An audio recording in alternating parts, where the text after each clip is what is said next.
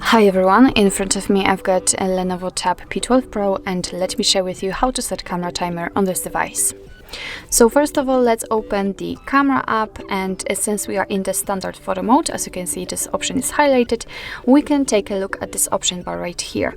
So on the second position from the top we've got the timer option, and this clock icon is right now crossed out, which simply means that the timer is off, of course, so your device will take photos right after touching the shutter button.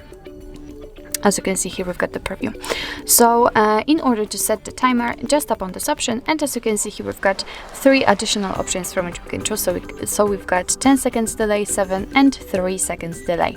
So let me pick, for example, 7 seconds delay. As you can see, this icon changed slightly. Right now it is highlighted in this yellowish color. What's more, it is showing us which countdown we've got. So let's tap on the shutter button, and as you can see, your device will count down from 7 this time. And after that time it will take a photo.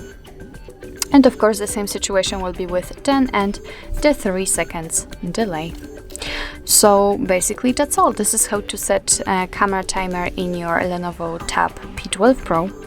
Thank you so much for watching. I hope that this video was helpful, and if it was, please hit the subscribe button and leave the thumbs up.